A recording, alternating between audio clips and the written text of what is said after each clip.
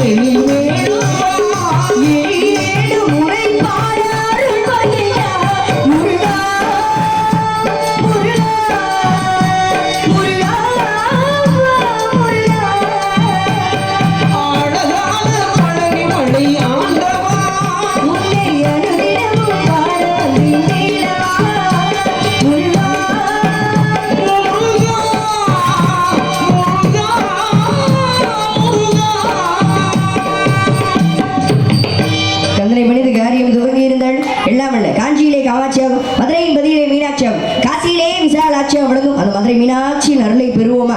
ஏன்னா வந்து மீனாட்சியை கும்பிடும்போது யாருமே எந்த பயமும் இல்லாமல் கும்பிடுவோம். ஆனால் அந்த மடப்புற காரியை எடுத்துக்கிட்டோன்னு வச்சுக்கோங்களேன், ஒரு பயத்தோடயே கும்பிடுவோம். ஏன் என்ன காரணம்? அம்மா வந்து கோவக்காரவங்க, ஒரு மாதிரி பார்க்கவே அக்னி கிரீடம் கொண்டவங்க. அதனால வந்து அவங்கள கும்பிடும்போது மட்டும் ஒரு பயத்தோட கும்பிடுவோம்.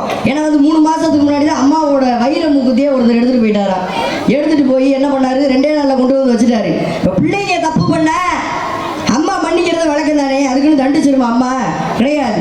அப்ப வந்து தப்பு பண்ணவங்க தான் பயப்படணும். மடப்புற காளியை பார்த்தோ இல்ல மாசாணி அம்மனை பார்த்தோ தப்பு பண்ணாதான் பயப்பட வேணாம், இருக்கு இல்லையா? அப்பேற்பட்ட மீனாட்சின்னெல்லாம் ஒரு கடவுளோட வழிபாடு ஒரு மாதிரி இருக்கும், ஒரு கோயிலோட வழிபாடு ஒரு மாதிரி இருக்கும், இருக்கு இல்லையா? இப்ப பழனிக்கு போனோம்னு வச்சுக்கோங்களேன், அங்க ஒரு மாதிரி இருக்கும். திருப்பதிக்கு போனோம்னா ஏன்னா ஒரு சிறப்பு தரிசனங்கள் ஒண்ணு இருக்கு.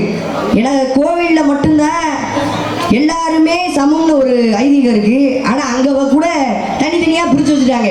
ஒண்ணு பொது தரிசனம், இன்னொன்னு சிறப்பு தரிசனம், இன்னொன்னு என்ன, இன்னொன்று தரிசனம் ஒன்று இருக்குமே. போயிருக்கீங்களா திருப்பதியில? போனது இல்லையே. VIP ticket, very important person ஆங்கிலத்தில். அப்படி இருந்துட்டாலும் கூட என்ன, எதுக்கு இந்த சிறப்பு தரிசனத்துக்கு என்ன அர்த்தம், பொது தரிசனத்துக்கு என்ன அர்த்தம்? நம்ம வந்து 4 மணி நேரம் நிற்போம் திருச்செந்தூர்ல முருகரை பார்க்கறத, 4 மணி நேரம் பொது தரிசனத்தில் நிற்போம். ஆனால் இந்த சிறப்பு தரிசனத்தில் வராங்க பாருங்க, அவங்க வேக வேகமாக போய் சாமியை பார்த்துட்டு வந்துடுவாங்க. அவங்க சாமியை பார்ப்பாங்க. சாமி யாரை பார்ப்பாரு? அந்த 4 மணி நேரம் காடு கட்டுக்க நிற்கிறோம் பாருங்க, அவரை தான் பார்ப்பாரு. அப்போ சாமி நம்மளை பார்க்கறது முக்கியமா, இல்லை நம்ம போய் சாமியை பார்க்கறது முக்கியமா? சாமி நம்மளை பார்க்கறது தான் முக்கியம், இருக்கு இல்லையா? அப்போ ஏற்பட்ட மீனாட்சி அருளை எப்பேற்பட்டவள் மீனாட்சி அப்படின்னா வலது காலம் முன்னாடி வச்சுதான் நிற்பாள் அம்மா. ஏன் என்ன காரணம் அப்படின்னா பக்தர்கள் கூப்பிடக்கூடிய குரலுக்கு வரணும்னு சொல்லி ஆயத்தமாகி வலது காலம் முன்னாடி வச்சுதான் நிற்பாள். எத்தனையோ பறவைகள் இருக்கு, கிளியை மட்டும் தன் தோள்பட்டையில வச்சிருக்க. என்ன காரணம் அப்படின்னா கிளி மட்டும் தான் சொன்னதையே சொல்லுமா, சொன்னதையே சொல்லு கிளி பிள்ளைன்னு ஒன்று சொல்லுவாங்கல்ல. அப்போ பக்தர்கள் வேண்டக்கூடியதை நம்ம ஒரு தடவை மீனாட்சியின் காதில் சொல்லிட்டு போயிடுவோம். அம்மா இது மாதிரிலாம் கஷ்டம் இருக்கு அப்படின்னு சொல்லி மீனாட்சியின் காதில் நம்ம சொல்லிட்டு போயிடுவோம். ஆனால் அந்த கிளியாகப்பட்டதை இன்னொரு தடவை சொல்லுமா, அவங்க அதை கேட்டாங்களே நிறைவேற்றிட்டியா அப்படின்னு சொல்லி இன்னொரு தடவை மீனாட்சியின் காதில் சொல்லுமா. அப்போ ஏற்பட்ட அந்த மீனாட்சியின் அருள் நமக்குலாம் பரிபூர்ணமாக வேணும் இல்லையா?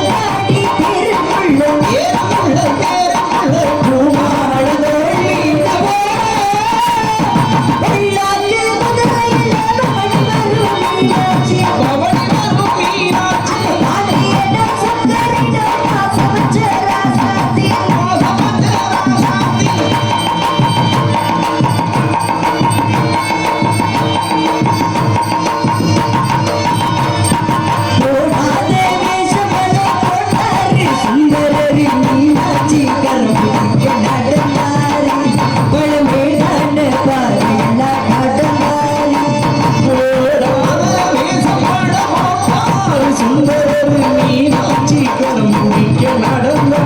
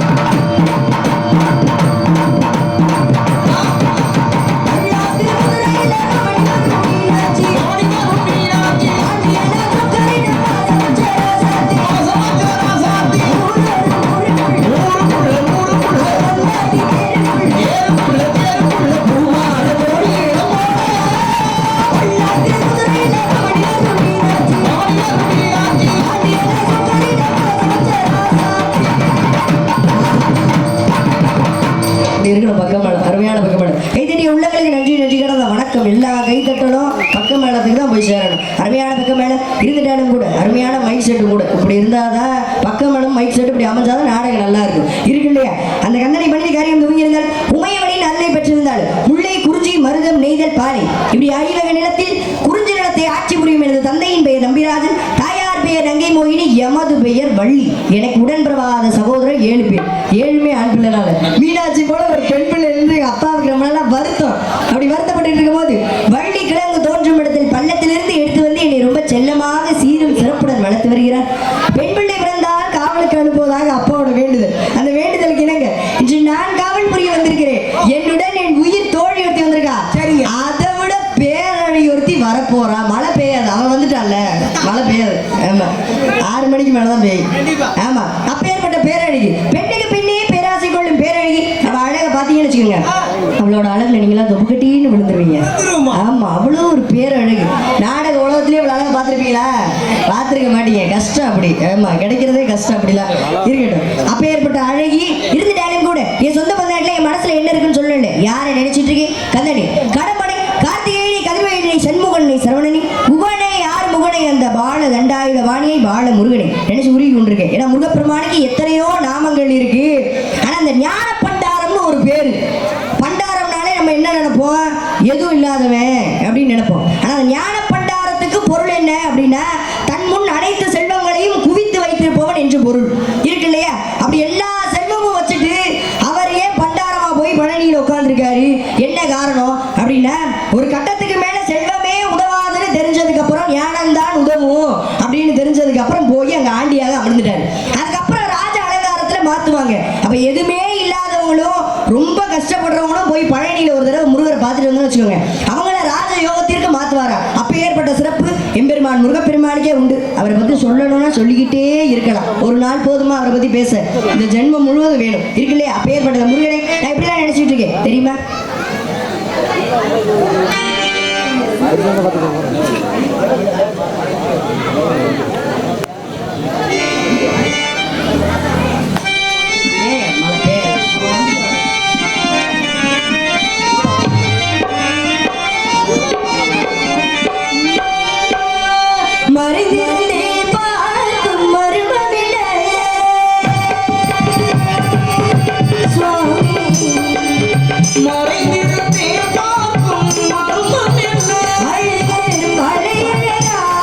இந்த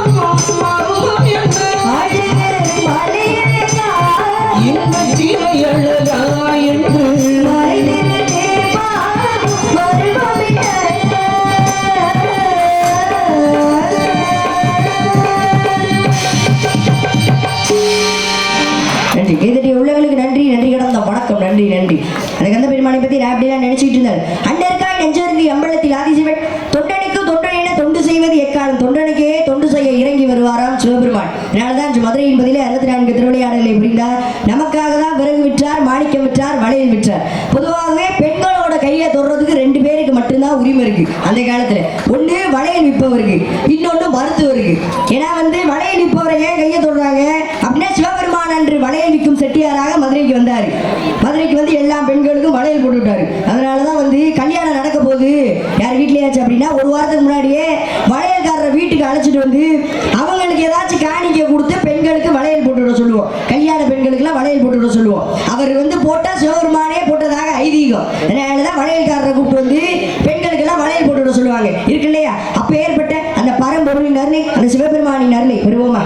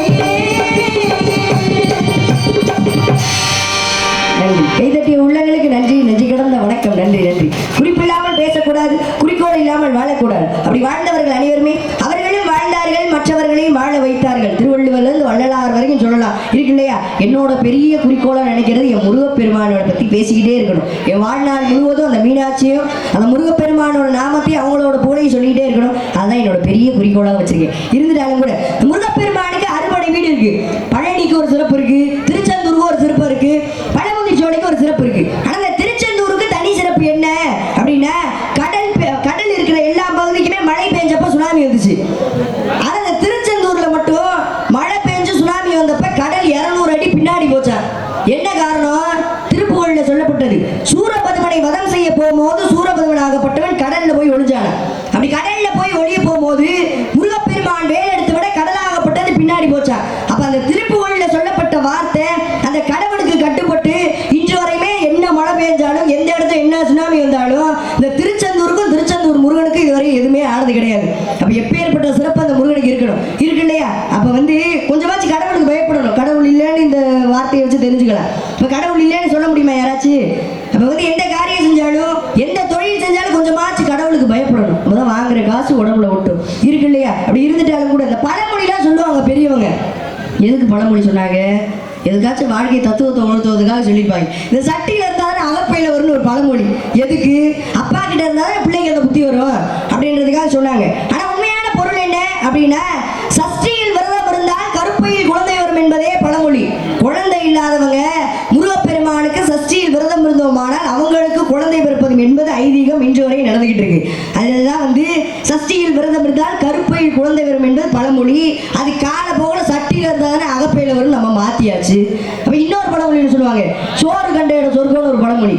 சோறை பார்த்தா அங்கேயே பாய விரிச்சு படுத்துப்பேன். அதுக்காக சொன்னாங்க கிடையாது. ஐப்பசி மாதம் வர பௌர்ணமி என்று சிவபெருமானுக்கு அன்னாபிஷேகம் நடைபெறும். அந்த அன்னாபிஷேகத்தை பார்க்கிற எல்லாருமே சொர்க்கத்துக்கு போவதாக ஐதீகம். அதனாலதான் சொல்லி வச்சாங்க, சோறு கண்ட இடம் சொர்க்கம். அந்த சோறுனால அந்த அன்னத்தினால சிவபெருமானை யார்னால அந்த அபிஷேகத்தை பார்க்கிறாங்களோ அவங்களாம் சொர்க்கத்துக்கு போவதாக ஐதீகம். அதை தான் சொல்லி வச்சாங்க. அந்த காலப்போக்கில் மாத்தியாச்சு இருக்கு இல்லையா. இப்ப இந்த புண்ணிய செய்யறது ஒரு வார்த்தை சொல்லுவாங்க. புண்ணிய செய்யறதா என்ன? இதுக்காச்சும் வாயை திறந்து பேசுங்க. புண்ணியம் செய்யறதுனா என்ன? புண்ணியம் எல்லாம் செய்யலையா நீங்க? சோறு போடுறது, மற்றவங்களுக்கு சோறு போடுறதா? அதெல்லாம் பெரிய புண்ணியம் இருக்கு இல்லையா. இப்பெல்லாம் புதுசா என்ன பண்றாங்க, திருப்பதிக்கு சொத்தை எழுதி வைக்கிறாங்க. கேட்டாரா அவரு உங்க சொத்தை? அவரே பல பிரச்சனையில இருக்காரு. லட்டுல மீன் கொழுப்பை கலந்துட்டாங்கன்னு சொல்லி பெரிய ரொம்பத்துல தெரியுறாரு பெருமாளே. நீங்க எல்லாம் சேர்ந்துக்கிட்டு அவருக்கு சொத்தை எழுதி வைக்கிறார். அவரு கேட்டாரா? இருக்கு இல்லையா. அப்ப நம்மளோட காசெல்லாம் செலவழிச்சுதான் புண்ணியம் சேர்க்கணுமான்னா கிடையாது. சின்ன சின்ன விஷயத்துல கூட புண்ணியத்தை சேர்க்கலாம். ஒருத்தவங்க நம்மகிட்ட கஷ்டத்தை சொல்லும் போதோ இல்ல அழுகும் போதோ அழுகாதீங்க அப்படின்னு சொல்லி ஒரு ஆறுதல் வார்த்தை சொல்லுவோம் பாருங்க, அது கூட புண்ணிய கணக்குல போய் சேருமா. கருட புராணத்தில் சொல்லப்பட்டது. ஆனா நம்ம அப்படிலாம் பண்ண மாட்டோம். நம்மளாம் நல்லவங்க. யாராச்சும் இந்த கஷ்டத்தை சொன்னா என்ன சொல்லுவோம்? அழுகு நீ கொஞ்சம் பாவமா பண்ண, நீ பண்ண பாவத்துக்கு அழுக வேண்டியதா அப்படின்னு சொல்லி மேலும் மன உளைச்சல் காலாக்கிட்டோம் அந்த அம்மாவை. அப்படிலாம் பண்ணக்கூடாது. ஏன்னா நல்லதே செஞ்சாலும் கெட்டதுன்னு சொல்ற உலகம் இந்த உலகம். வாடிய பயிரை கண்ட போதெல்லாம் மனம் வாடியேன்னு வள்ளலார் சொன்னாரு. அந்த வள்ளலார் மீதே வழக்கு போட்ட உலகம் நம்ம உலகம். என்ன வழக்கு போட்டாங்க? திருவருட்பா தப்புன்னு சொல்லி ஒரு 13 பேர் வழக்கு போட்டாங்க வள்ளலார் மீது. அவன் என்ன பண்றாங்க? நீதிபதி ஒரு ஆங்கிலேயர். நீதிபதி சொல்லிட்டாரு, வழக்கு போயிருச்சு. வள்ளலார் நீதிமன்றத்துக்கு வரணும்னு சொல்லிட்டாங்க. அப்ப அந்த 13 பேர் உட்கார்ந்துருக்காங்க நீதிமன்றத்துல. வள்ளலாரை பார்த்து அந்த 13 பேர் எந்திரிச்சுட்டு கையெடுத்து கும்பிடுறாங்க. நீதிபதி பாக்குறாரு, ஏண்டா நீங்க தான் அவன் மேல வழக்கு போட்டீங்க, சட்டப்படி பார்த்தா நீங்க அவரோட எதிரி, நீங்க என்ன கையெடுத்து கும்பிடுறீங்க அப்படின்னு சொல்லி கேட்கிறாரு. அதுக்கு அந்த 13 பேர் சொல்றாங்க, தெரியலையே, அவர் பார்த்தோன்னா கையெடுத்து கும்பிடணும்னு தோணுச்சு. அப்ப எப்படி? ஒரு சிலரை பார்க்கும்போது கையெடுத்து கும்பிடணும்னு தோணும், ஒரு சிலரை பார்க்கும்போது கையெடுத்து கும்பிட்டு தொலையணுமேனு தோணும். பரவாயில்ல, வயசுக்கு மூத்தவங்களா போயிட்டாங்க, அனுபவசாலியா போயிட்டாங்கன்னு சொல்லி தோணும் இருக்கு இல்லையா. அப்ப கும்பிடணுமேனு கும்பிட்டது யாரு? அன்போடு கும்பிட்டது யாரு அப்படின்னா சூரனையும் பதுமனையும். சூரபதுமன் என்ன பண்ணாங்க அப்படின்னா, அவங்களோட பதவி எப்படி? தேவர்களையே வாசத்தடிக்க விட்டு கோலம் போட விட்டார். அதனால என்ன பண்ணாங்க? தேவர்கள்லாம் போய் பயந்துகிட்டு அவருக்கு வணக்கம் சொன்னாங்க, வணங்கினாங்க. ஆனா அன்போட சூரனையும் பதுமனையும் கும்பிட்டது எப்ப அப்படின்னா, முருகப்பெருமான் 2ஆ பிளந்து சூரனையும் பதுமனையும் ஒன்று வேளாகவும் இன்னொன்று மயிலாகவும் மாத்துறாரு. ஒன்று மயிலாகவும் இன்னொன்று சேவலாகவும் மாத்துறாரு. அப்படி மாத்தப்ப அன்போட கும்பிட்டாங்க இருக்கு இல்லையா. அப்படி நம்மளெல்லாம் அன்போட கும்பிட்டு வச்சது யாரு அப்படின்னா அந்த முருகப்பெருமான். அந்த முருகப்பெருமானை தாங்க நான் காதலிக்கிறேன். இதைதான் சொல்ல வந்தேன். அப்படி சொல்லிட்டேன். ஆமா, இந்த முருகப்பெருமானை தான் காதலிக்கிறேன். எப்பேற்பட்ட காதல்? என்ன காதல்னோட கையை வாயில கை வைக்கிறீங்க, என்னாச்சு? ஏன்னா காதலிக்க கூடாது, எதுவுமே பேச வேண்டாம், மௌனம் வரதுமா எல்லாரும். நீங்க எல்லாம் இருக்கும்போது காதலிக்க கூடாதா? அப்படியா? இல்ல பேசுங்க, நான் எதுவும் சொல்ல மாட்டேன். இருக்கட்டும். எப்பேற்பட்ட காதல் அது வந்து நான் எதுக்காக காதலிக்கிறேன்னு அப்புறமா சொல்றேன். அவரை பத்தி எப்படிலாம் நினைச்சிருக்கேன் இப்ப சொல்றேன்.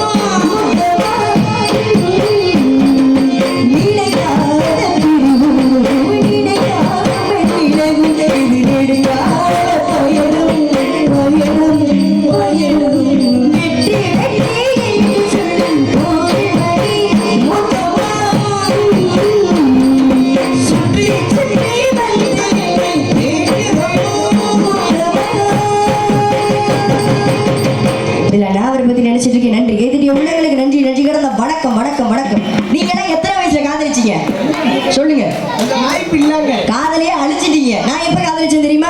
எனது 5 வயது அரியா பருவத்தில் எனக்கு வாழ்வு தருவேன் என்று வரம் கொடுத்த அந்த வடிவேலனை 5 வயசுல இருந்து காதலிச்சிட்டு இருக்கேன். உங்களை மாதிரி காதல் கிடையாது. புனிதமான காதல், தெய்வீகமான காதல். ஏன்னா கட்டுனா அவரை தாங்க கட்டுவேன், இல்லைனாலும் அவரை தான் கட்டுவேன். காதலிச்சிட்டேன் இல்லையா? ஏன்னா காதலிச்சவரையே கரம் பிடிக்க வேணும். நான் ஒரு குறிக்கோளோட வாழ்ந்துகிட்டு இருக்கேன். நான் யாருக்காக காதலிக்கிறேன்? உங்களுக்காக தான் காதலிக்கிறேன்.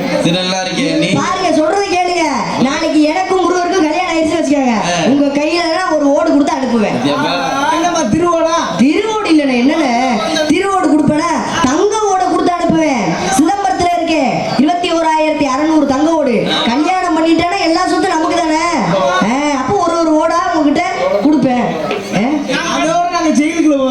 கிடையாது, கல்யாணம் பண்ணிட்டு நம்ம எல்லாத்தையும் வாங்கிடுவோம் எழுதி. அதனாலதான் உங்க எல்லாருக்காக தான் நான் காதலிக்கிறேன். எப்பேற்பட்ட காதல், அந்த முருகப்பெருமானை எப்படிலாம் நான் நினைச்சிட்டு இருக்கேன் அப்படின்னு சொல்லிட்டு தோழியை போய் சந்திக்கிறேன்.